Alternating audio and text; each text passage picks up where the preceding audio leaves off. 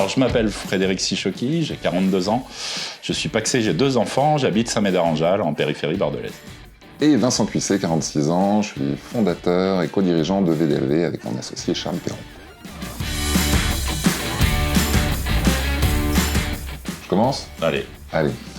Tout a commencé en 2010. Je découvre la cigarette électronique qui me permet instantanément, quasiment, d'arrêter de fumer. Je voulais voir s'il était possible de faire du liquide français avec des gages de qualité, de traçabilité. Et au final, une création d'une vingtaine de saveurs aux arômes naturels en 2012 et c'était le démarrage de VDLV. Un gros fumeur.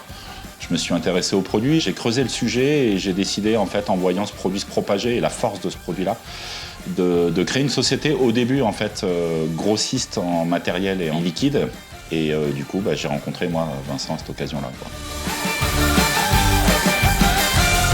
Je les ai contactés, on a pris rendez-vous, un rendez-vous d'1 heure à la base qui a duré 5 heures, où on a échangé sur les valeurs, la passion, le travail bien fait. Enfin, ça a matché tout de suite et on s'est plus quitté depuis ce moment-là, en fait.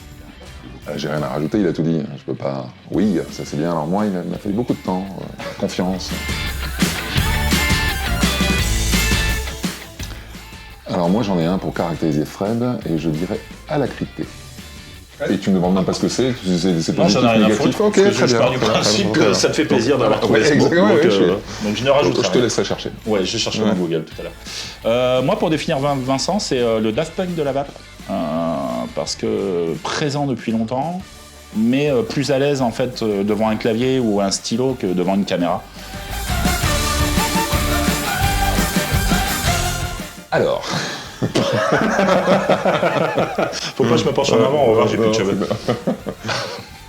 Pour nous, 814 apportait vraiment une offre commerciale qui se complétait très bien avec nos marques existantes, Vincent dans les vapes, Circus, Vice et Chill Drop, en apportant donc des saveurs gourmandes et complexes. Il ne faut pas oublier que Fred aussi était un des premiers à avoir dans sa marque 814 une offre d'ail qui était importante et qui complète aussi très bien donc notre offre avec le booster français, nos concentrés et nos bases. Donc voilà, ça s'est fait finalement très naturellement. Et l'idée était de s'associer en fait avec un acteur important du marché et qui partagerait les mêmes valeurs et la même vision de la vape que moi. Et par évidence et par antériorité de relation, évidemment, je me suis tourné vers VDLV. Du coup, je pense qu'on partage une vape sérieuse, professionnelle, une vape sevrage, parce que c'est quand même la mission première de la vape. Aujourd'hui, on a tendance parfois à l'oublier. On est aussi sidéré par la faiblesse du débat public sur la vape et la puissance du lobbying anti-vape. On trouve quand même que c'est assez aberrant. Après, on a plus de 6000 articles scientifiques qui sont sortis depuis une dizaine d'années. Ils sont vraiment quasiment tous rassurants sur la vape. Et puis, ces articles sont passés sous silence. Et ils sont dévoyés par une poignée d'anti-vape qui ont un très bon relais médiatique. Donc forcément, ça c'est le côté un peu énervant. Et donc c'est tout à fait normal qu'on se pose des questions, qu'on peut s'interroger justement sur le produit, sur les éventuels risques qu'il peut engendrer. Par contre, c'est anormal qu'en 2022, on ait toujours justement une vape qui soit déconsidérée, avec des positions aberrantes comme celle de l'Organisation mondiale de la santé ou au Conseil de la santé publique.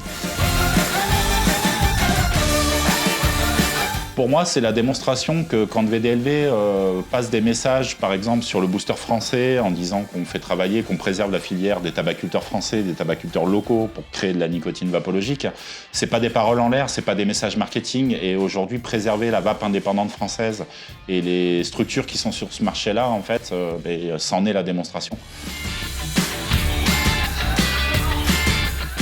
Amour, gloire et beauté. Après, pour la beauté, c'est mal barré, ça va pas aller à 100 argent. La gloire, on s'en fout. Du coup, l'amour d'un redémarrage de 814, d'une nouvelle épopée vapologique qui va pouvoir prendre son envol, et puis tous ces projets connexes qu'on va pouvoir avoir avec VDLV. C'est ça, et continuer à avoir la même passion qu'au tout début. Alors, pour moi, le mot de la fin, ils vécurent heureux et eurent beaucoup de nouveaux liquides. Quasiment le même, ils vécurent heureux et sauvèrent beaucoup de fumeurs.